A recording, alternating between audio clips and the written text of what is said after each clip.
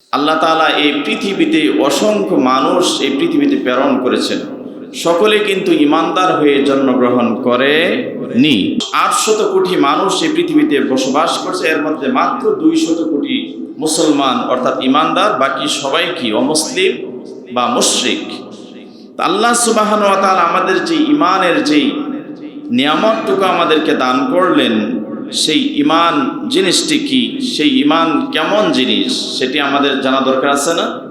গত জুমাতে আপনাদের সামনে সেই বিষয়ে একটু ইঙ্গিত দিয়েছিলাম, অর্থাৎ ইমান ভঙ্গের কারণ সম্পর্কে আমরা বলেছিলাম, যদিও সময়ের কারণে আমরা বলতে পারিনি। আজকে যেহেতু আমরা শুরু করেছি, ইনশাল্লাহ এই বিষয়ে আমরা আলোচনা করব ইনশাআল্লাহ। সম্মানিত হাজিরিন, ইমান বড় দামি জিনিস, যেই জিনিসটি টাকা দিয়ে, পয়সা দিয়ে, সম্পদ দিয়ে, এমনকি গোটা পৃথিবীটা বিক্রি করলেও কেউ এই পৃথিবীর সমমূল্য টাকা দিয়ে ইমানকে ক্রয় করা যায় না। আপনি টাকা হলে সোনার হরিণ পাবেন, টাকা হলে বাড়ি পাবেন, গাড়ি পাবেন, নারী পাবেন, এমনকি একটি দেশও পাবেন, ঠিক কি না? কিন্তু ইমান এমন একটি জিনিস, যে জিনিসটি টাকা দিয়ে ক্রয় করা যায় না। টাকা দিয়ে যদি ক্রয় করা যেত, তাহলে পৃথিবীতে বহু উন্নত দেশের প্রধানমন্ত্রী, রাষ্ট্রপতি, দেশ প্রধান, তারা এখনো কেন মুসলিম? এক দেশের মুসলমান অন্য দেশের একটি প্রধান বিধর্মী কোনো রাষ্ট্রপ্রধানকে টাকা দিয়ে ক্রয় করে তাকে একটি ইমান গিফট করা যেত। কিন্তু যেহেতু টাকা দিয়ে এটা ক্রয় করা যায় না, এই জন্য এটি অনেক দামি জিনিস, ঠিক কিনা? এটি দামি জিনিস বলেই আমাদেরকে আল্লাহ তাআলা এই নিয়ামত দান করেছেন। যারা এই নিয়ামতের শুকর আদায় করতে পারবে, যারা এই নিয়ামত সম্পর্কে বুঝতে পারবে, তারাই সফল কাম হবে, ঠিক কিনা? সম্মানিত হাজিরিন, এই ইমানটা এমন একটি জিনিস, এটি কেউ ইচ্ছা করলেই অন্য কারোর অন্তরে, অন্য কারোর রুহতে, আত্মাতে জোর করে ঢুকাই দেওয়া যায় না। কেন যায় না? রাসূল আকরাম সাল্লাল্লাহু আলাইহি ওয়াসাল্লাম, তার উপরে যখন ওহী নাজিল হলো, ওহী নাজিলের পর থেকেই তিনি যার সান্নিধ্যে থেকে বড় হয়েছিলেন, যার সান্নিধ্য পেয়ে তিনি মক্কার কাফের মুশরিকদের শত প্রকার নির্যাতন, নিষ্পেষণ থেকে যিনি তাকে আগলে রেখেছিলেন, সেই চাচার নাম কি জানেন? আবু তালেব। সে আবু তালেবকে ওহী নাজিলের পর থেকে তিনি বারবার করে ওনাকে ইমানের তাকিদ দিয়েছিলেন, ইমান গ্রহণের জন্য তিনি সবসময় বলতেন, কিন্তু আবু তালিব ইমান গ্রহণ করেনি, ঠিক কিনা? আমার বন্ধুগণ, ইমান বড় দামি জিনিস। ইমান ইচ্ছা করলেই একজন আরেকজনের মধ্যে ঢুকিয়ে দেওয়া যায় না। যার প্রতি আল্লাহ রাব্বুল আলামিন খুশি হয়ে যান, যাকে আল্লাহ রাব্বুল আলামিন ভালোবাসেন, ওই সমস্ত লোকগুলোই আল্লাহর প্রতি, রাসূলের প্রতি ঈমান আনতে পারে, বলেন ঠিক কিনা? রাসূলের চাচা আবু তালিব 42টি বছর একসাথে কাটালেন। রাসূল আকরাম সাল্লাল্লাহু আলাইহি ওয়াসাল্লাম বারবার বলতেন, চাচা আপনি আমার জন্য এত কষ্ট করেছেন, এত কিছু করলেন, কিন্তু আপনি ঈমান গ্রহণ করলেন না। মেহেরবানি করে আপনি আল্লাহর প্রতি ঈমান আনেন, আল্লাহর প্রতি ঈমান আনেন। লা ইলাহা ইল্লাল্লাহ, আল্লাহ ছাড়া কোনো মাবুদ নাই, আল্লাহ ছাড়া কোনো ইলাহ নাই। এই পৃথিবীতে যিনি, এই পৃথিবীকে যিনি সৃষ্টি করেছেন, তার আইন অনুযায়ী এই পৃথিবী চলবে, সেটা মেনে নেন। আবু তালিব বারবার সেটাকে প্রত্যাখ্যান করলেন, বলেন নাউজুবিল্লাহ। চাচা যখন মৃত্যুশয্যায় চলে গেল, রাসূল আকরাম সাল্লাল্লাহু আলাইহি ওয়াসাল্লাম পেরেশান হয়ে গেলেন, কখন জানি আমার চাচা পৃথিবী থেকে বিদায় হয়ে যায়। বিদায় হয়ে গেলে যদি ঈমান নিয়ে না মরে, তাহলে তার জন্য জাহান্নাম ওয়াজিব। এই জন্য চেষ্টা করছেন যেন মৃত্যুর আগে যেন আমার চাচা ঈমানটা গ্রহণ করতে পারে। আল্লাহর নবীজি মৃত্যু সজ্জায় ওই চাচার মাথার সামনে গিয়ে বললেন, কুল আম্মি লা ইলাহা ইল্লাল্লাহ আশহাদ লাকা বিহা ইনদাল্লাহ। হে আমার চাচা, আপনি বলুন লা ইলাহা ইল্লাল্লাহ, আল্লাহ ছাড়া কোনো মাবুদ নাই, এই কথাটা শুধু স্বীকৃতি দেন। কালিমার যে দ্বিতীয় অংশটুকু লা ইলাহা ইল্লাল্লাহ সেটি বলা লাগবে না। আমি রাসূল কাল কিয়ামতের ময়দানে সাক্ষী দিয়ে আপনাকে জান্নাতে যাওয়ার ব্যবস্থা করে দেব। বলেন সুবহানাল্লাহ। চাচা বললেন, ভাতিজা সেটা বলে লাভ নাই, সারা জীবন বাপ দাদার ধর্ম গ্রহণ করেছিলাম, আমি আল্লাহর প্রতি বিশ্বাস করব না, তোমার প্রতি বিশ্বাস আনতে পারবো না। এই মুহূর্তে যদি আমি ঈমান আনি আল্লাহর প্রতি, রাসূলের প্রতি, তাহলে আমার ধর্মের লোকেরা আমাকে কি করবে? ছোট বলে মনে করবে, আমি সেটা গ্রহণ করতে পারবো না। আবু তালিব ঈমান আনলেন না, এই বেঈমান অবস্থায় পৃথিবী থেকে বিদায় হয়ে গেলেন। নাউজুবিল্লাহ। এতে দেখে গেল যে ঈমান অনেক বড় জিনিস, যাকে আল্লাহ তাআলা চান সেই মাত্রই ঈমানটা গ্রহণ করতে পারেন।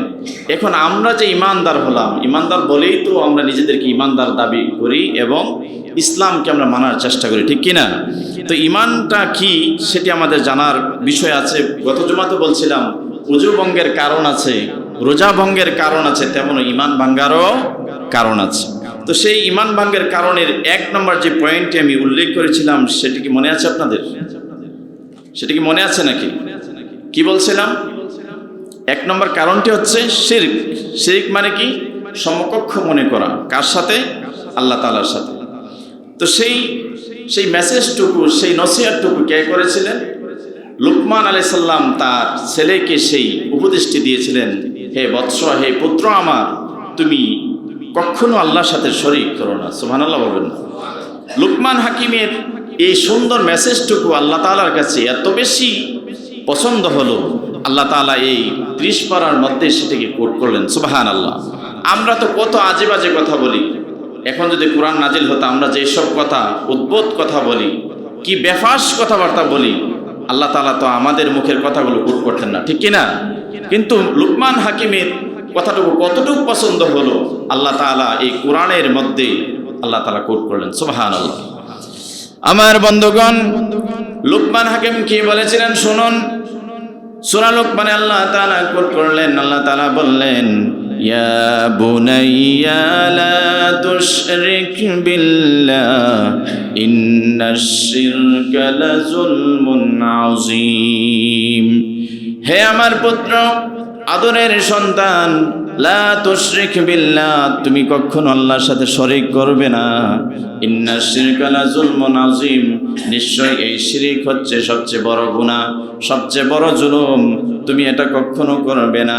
শুধু তাই নয়, এটা করলে কি হবে? সূরা মায়েদার 72 নম্বর আয়াতে আল্লাহ তাআলা হুঁশিয়ার করে দিচ্ছেন, ইন্নাহু মাইয়ুশরিক বিল্লাহি ফাকাদ হারামাল্লাহু আলাইহিল জান্নাহ ওয়া মাওয়াহুন নার ওয়া মা লিয-যালিমিনা মিন আনসার।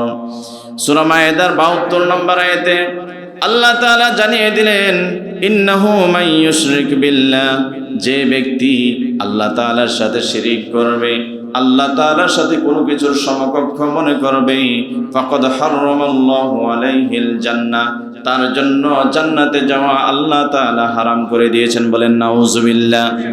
ওয়া মাওয়াহুন নার, আর যেটি ওয়াজিব করেছেন সেটি হচ্ছে জাহান্নাম। ওয়া মা লিয-যালিমিনা মিন আনসার, আল্লাহ তাআলা বলছেন, আর জালিমকারী যারা শিরিক করে তারা হচ্ছে জালিম। পৃথিবীর মধ্যে কত জালিম শাসক আছে, কিন্তু সবচেয়ে বড় জালিম হচ্ছে যে শিরিক করে। বলেন নাউজুবিল্লাহ। ওই সমস্ত জালিমদের জন্য আল্লাহর পক্ষ থেকে কোনো সাহায্য আসবে না। বলেন নাউজুবিল্লাহ। তো এই যে শিরিক, এই শিরিকটা কত প্রকার? এই শিরিক হচ্ছে 3 প্রকার। আকসাম ও শিরক, শিরকের প্রকারভেদ। শিরকের প্রকারভেদের মধ্যে রয়েছে 3টি প্রকারভেদ। কয়টি? এক নম্বর হচ্ছে শিরকুর রুবুবিয়্যাহ।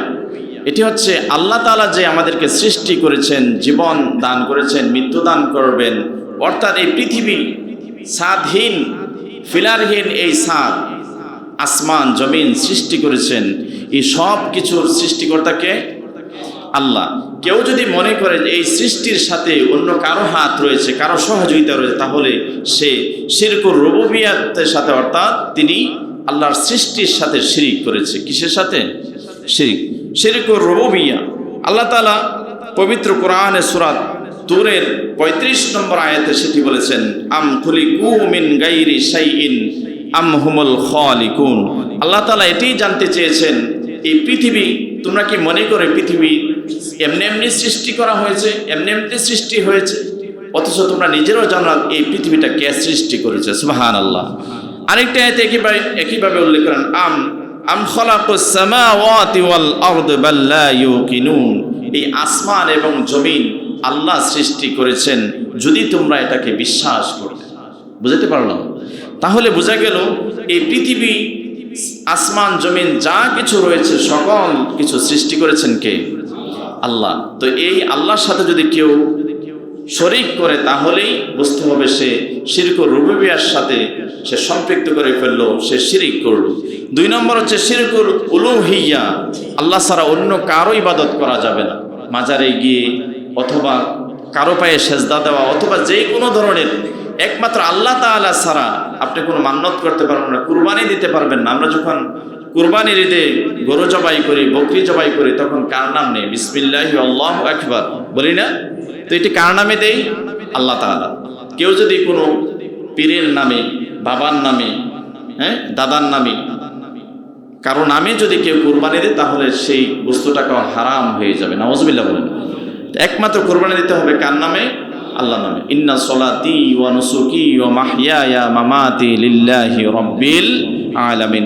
নিশ্চয় আমার নামাজ, আমার কুরবানি, আমার সালাত, আমার মরে যাওয়া, আমার বেঁচে যাওয়া সব কিছু আল্লাহ তাআলার জন্য। সম্মানিত হাজিরিন, সর্বশেষ এই শিরকের প্রকার মধ্যে রয়েছে শিরকুল আসমাই ওয়াস সিফাত। আল্লাহ তাআলার সুন্দর সুন্দর গুণবাচক নাম রয়েছে, ইয়া হাইয়ু, ইয়া কাইয়ুম, ইয়া সাত্তার, ইয়া গাফফার, ইয়া কারীম, ইয়া জব্বার। সুন্দর সুন্দর এক একটি নামের এক একটি অর্থ গ্রহণ করে। তো এই অর্থের সাথে যদি কেউ শরীক করে তাহলে সে কি করলো? শিরক আসমাই ওয়াস সিফাতের সাথে সম্পৃক্ত করে ফেললো, সে শিরিক করলো। সম্মানিত হাজিরিন, এই শিরিক যদি কেউ করে তাহলে তার জন্য কাল কিয়ামতে রয়েছে কঠিন আযাব। রাসূল আকরাম সাল্লাল্লাহু আলাইহি ওয়াসাল্লাম বললেন, আইয়ুয যামবি আযম।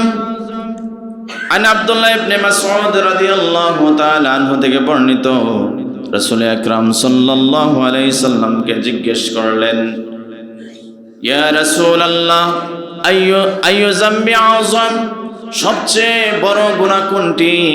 আল্লাহ রাসূল জবাব দিলেন, আনতা জাআলা লিল্লাহি নিদ্দা ওয়া হুয়া খালাকাকা।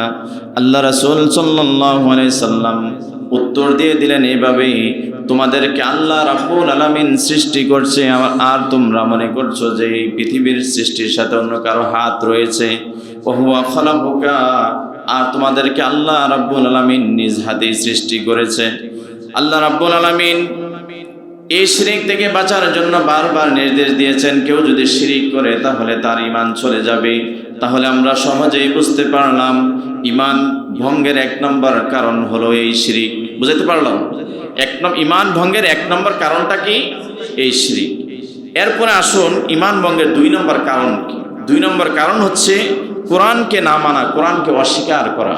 তো কোরআন তো আমরা জানি, চিনি, ঠিক কিনা? তা আমরা স্বাভাবিকভাবে প্রশ্ন করলে, আপনাকে যদি আমি প্রশ্ন করি আপনি কোরআন মানেন, আপনি বলুন অবশ্যই মানি। এবং কেন মানব না? এই কোরআনকে আমাদের মানতেই হবে, এটা বলি না আমরা?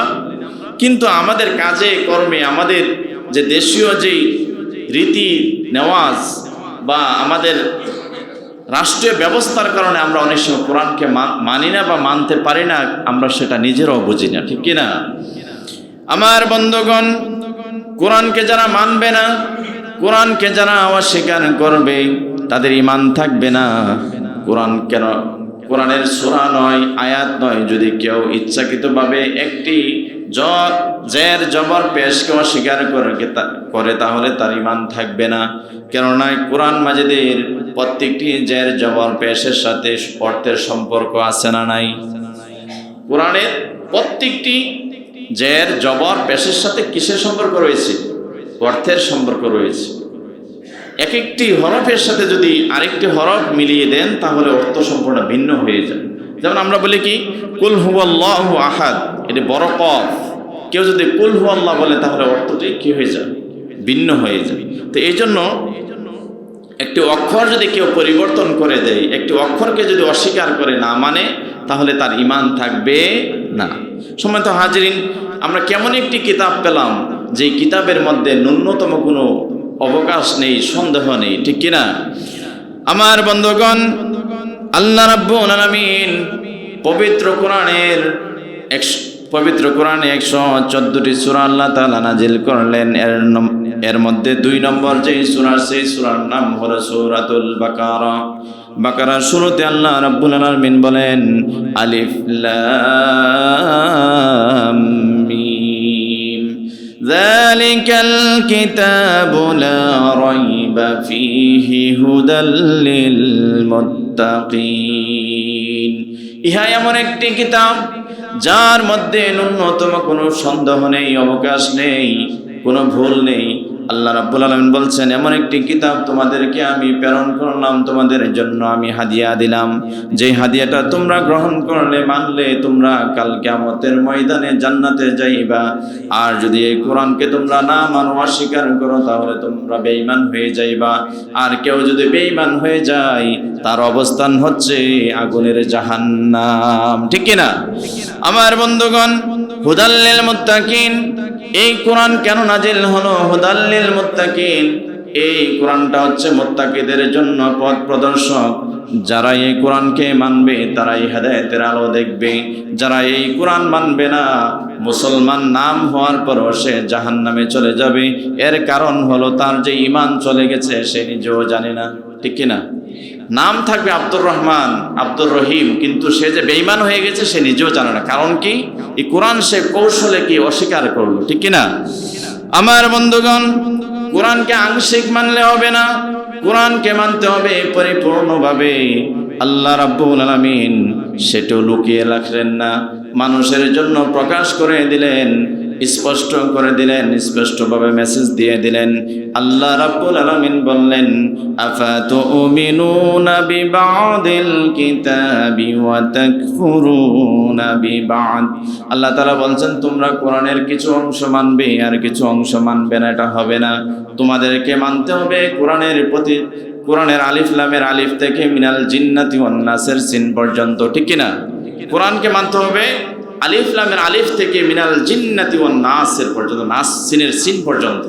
তো সেই কোরআন যদি আমরা মানতে পারি, অস্বীকার না করে, তাহলে জান্নাত পাবো। আর যদি আমরা অস্বীকার করে ফেলি, তাহলে আমাদের জন্য কি রয়েছে? জাহান্নাম রয়েছে। কারণ বেঈমান কখনো জান্নাতে প্রবেশ করবে না। সম্মানিত হাজিরিন, তাহলে 1 নম্বর পয়েন্ট পেলাম আমরা কি? ঈমান ভঙ্গের কারণ। 2 নম্বর ঈমান ভঙ্গের কারণ হচ্ছে কোরআনকে না মানা। কোরআনকে না মানা। কোরআন তো আমরা শুধু মসজিদে মানি, ঠিক না? মসজিদে মানি, খানকায় মানি, মাদ্রাসায় মানি, কিন্তু কোরআনকে সমাজে মানতে চাই না।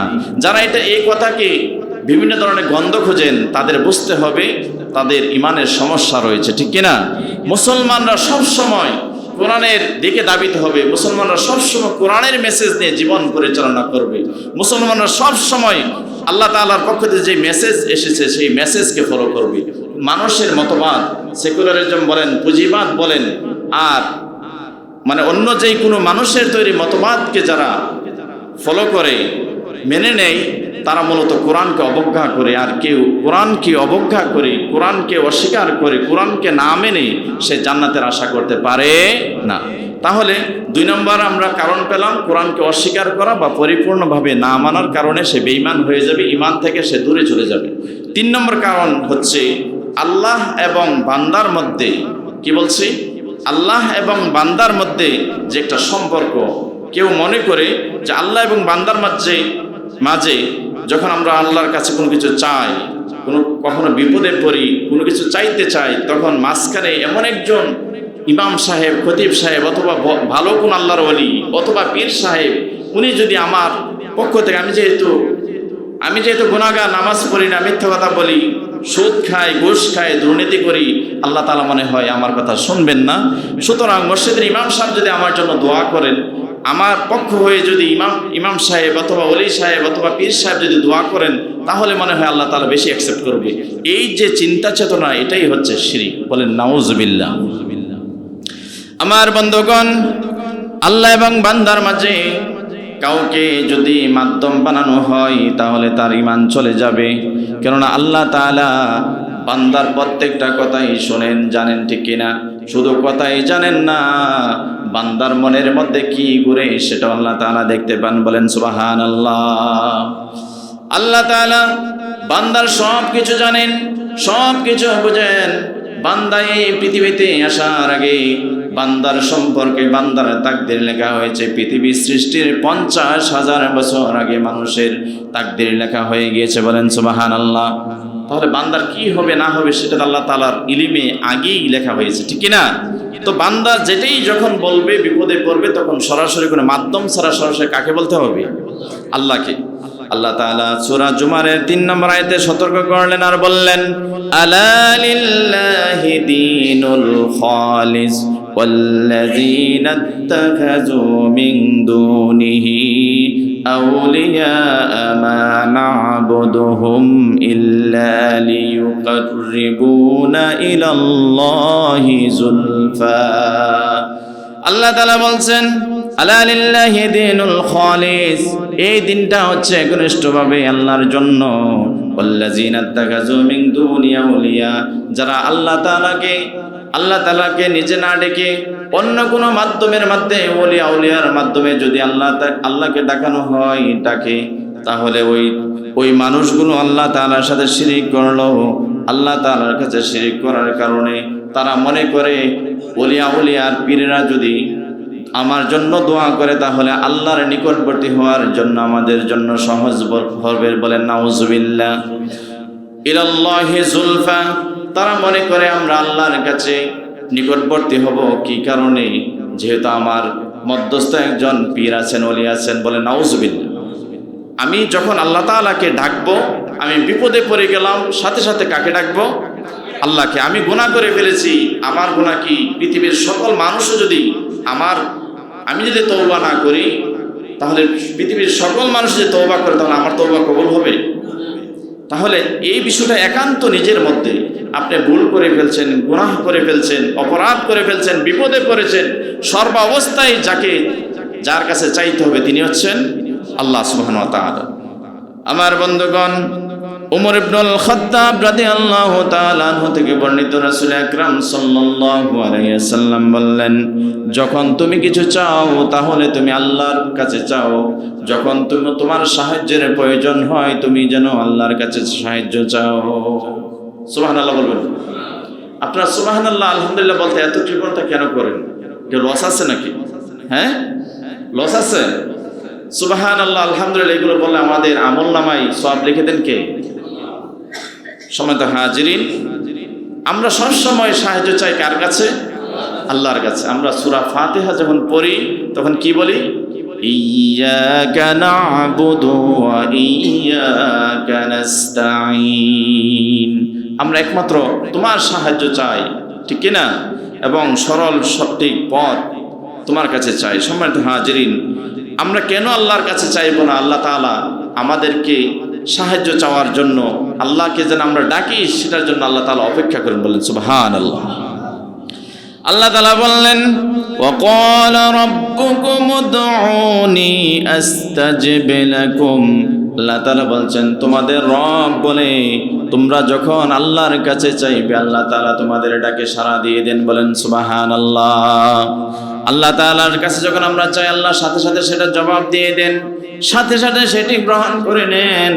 আল্লাহ রাব্বুল আলামিন সবকিছু শুনতে পারেন। কেন শুনতে পারেন?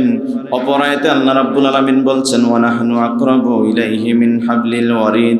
আল্লাহ তাআলা বলছেন, তোমরা আমাকে ডাকো কেননা তোমার নিকটবর্তী আমি থাকি।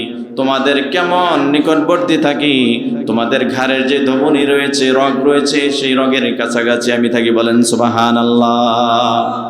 আমার বন্ধুগণ, সব সময় ভরসা করতে হবে আল্লাহর কাছে, আল্লাহর উপর। যখন বিপদে পড়ে গেলেন ভরসা করতে হবে আল্লাহর উপর। যখন মুসিবতে পড়ে গেছেন ভরসা করতে হবে আল্লাহর উপর। যখন আপনি বিপদে পড়ে গেছেন তখন ভরসা করতে হবে আল্লাহর উপর। আল্লাহ তাআলা বলছেন, ওয়া আলাল্লাহি ফাতাওয়াক্কালু ইন কুনতুম মুমিনিন। যদি তোমরা মুমিন হতে তাহলে ওয়ালাল্লাহি ফাতাওয়াক্কালুন, তোমরা যদি প্রকৃত মুমিন হতে তাহলে পূর্ণ ভরসা করতে আমি এক আল্লাহর উপর, বলেন সুবহানাল্লাহ। তাহলে যে কোনো বিপদের সময় আমরা অন্য কারোর উপর ভরসা না করে করতে হবে কার উপরে? আল্লাহর উপরে। যদি অন্য কারোর উপরে আপনি ভরসা করেন তাহলে আপনার ঈমান চলে যাবে, আপনি নিজেও টের পাবেন না। সম্মানিত হাজিরিন, এটা গেল 3 নম্বর পয়েন্ট। 4 নম্বর যে পয়েন্ট সেটি বলে আমাদের আলোচনা আজকে শেষ করব। 4 নম্বর যে পয়েন্ট, ঈমান ভঙ্গের 4 নম্বর পয়েন্ট কি? সেটি হচ্ছে দ্বীন ইসলাম, অর্থাৎ ইসলাম যে ধর্ম আমাদের, এটি একটি ধর্ম নয়, এটি একটি পূর্ণাঙ্গ জীবন ব্যবস্থা। যে জীবন ব্যবস্থার মধ্যে মানুষের জন্ম থেকে মৃত্যু, এমনকি মৃত্যুর পরবর্তী সম্পর্কেও আল্লাহ তাআলা সব কিছু এখানে বলে দিয়েছেন, ঠিক কিনা? কোনো কিছু গোপন রাখেন নাই, সব কিছু পরিপূর্ণভাবে আমাদের জন্য আল্লাহ তাআলা এই ইসলামকে উপহার দিলেন। সুবহানাল্লাহ বলেন। এই ইসলামে কি নেই? এই ইসলামে ইবাদত রয়েছে, বন্দেগী রয়েছে। আল্লাহ তাআলার কাছে আপনি যে গুনাহ করার পর যে আল্লাহর কাছে আপনি তওবা করবেন, সেই সিস্টেম রয়েছে। যদি বিষয়টা এমন হতো যে আল্লাহ তাআলার যেই আইন, আল্লাহ তাআলার যে বিধান, সেই বিধানকে আমি অবজ্ঞা করার কারণে, শয়তানের অসওয়াসায় পড়ে এই বিধানকে না মানার কারণে যে গুনাহগুলো হচ্ছে, নামাজ ছেড়ে দিচ্ছে সেই গুনাহ হচ্ছে, মিথ্যা কথা বলছে সেটি গুনাহ হচ্ছে, জিনা ব্যভিচারের সাথে লিপ্ত হয়ে যাচ্ছি সেটির জন্য আমাদের গুনাহ হচ্ছে। বিষয়টা যদি এরকম হতো যে আমাদের গুনাহগুলো আর কোনো রিমুভ করার কোনো সুযোগ নেই, ডিলেট করার কোনো সুযোগ নেই, তাহলে আমাদের জন্য আরো ভয়ঙ্কর হতো না? কিন্তু ইসলাম কি বলেছে? রাসূল আকরাম সাল্লাল্লাহু আলাইহি সাল্লামের সাহাবীরা টেনশনে থাকতেন যে এই যে গুনাহগুলো আমাদের হয়ে যাচ্ছে বা এই যে ত্রুটিগুলো হয়ে যাচ্ছে, এই ত্রুটির জন্য কাল কিয়ামতের ময়দানে আমাদের না জানি আল্লাহ তাআলার কাছে কি শাস্তি পেতে হয়। ওমর রাদিয়াল্লাহু তাআলা আনহু তিনি জান্নাতের সার্টিফিকেট পেলেন, এরপর তিনি ভয় করতেন কোন ভুলের কারণে না জানি আমার সার্টিফিকেট বাতিল হয়ে যায়। সুবহানাল্লাহ বলবেন না? তো এই মানুষ গুনাহ করবে কিন্তু তওবা করলে আল্লাহ তাআলা সকল গুনাহ মাফ করে দেবেন। সুবহানাল্লাহ। এই সিস্টেম রয়েছে কোথায়? আমাদের ইসলাম ধর্মে। এই ইসলাম ধর্মে রয়েছে সমাজনীতি, সমাজ কিভাবে চলবে, সমাজের ডিসিপ্লিন কি হবে, রুলস কি হবে, সেই বিষয়ে ইসলাম কথা বলেছে। ইসলাম কথা বলেছে ন্যায় বিচার নিয়ে, ইসলাম কথা বলেছে ইনসাফ নিয়ে, ইসলাম কথা বলেছে অর্থনীতি নিয়ে, রাজনীতি নিয়ে, সকল নীতি নিয়ে ইসলাম কথা বলেছে। তার মানে হলো ইসলাম অপূর্ণাঙ্গ নয়, ইসলাম পরিপূর্ণ। বলেন ঠিক কিনা? আমার বন্ধুগণ, ইসলাম হচ্ছে পরিপূর্ণ জীবন ব্যবস্থা। আপনার জন্ম থেকে নিয়ে মৃত্যু পর্যন্ত যত ধরনের সমস্যা রয়েছে, সকল সমস্যার সমাধান ইসলামে রয়েছে। কেননা আল্লাহ তাআলা এই ইসলামকে আল্লাহর নবীজির মাধ্যমে ইসলামকে পরিপূর্ণ করে দিলেন। আল্লাহ রাব্বুল আলামিন সূরা মাইদার 3 নম্বর আয়াতে আল্লাহ তাআলা ঘোষণা করে দিলেন, আল-ইয়াওমা আকমালতু লাকুম দীনাকুম ওয়া আতমামতু আলাইকুম নি'মাতি ওয়া রাদিতু লাকুমুল ইসলাম দীনা। আজ আমি তোমাদের জন্য তোমাদের দিনকে পরিপূর্ণ করে দিলাম আর আমার পক্ষ থেকে নিয়ামতকে বৃদ্ধি করে দিলাম। আল্লাহ রাব্বুল আলামিন 1400 বছর আগে আমাদের জন্য এই দিনটাকে পরিপূর্ণ করে দিলেন।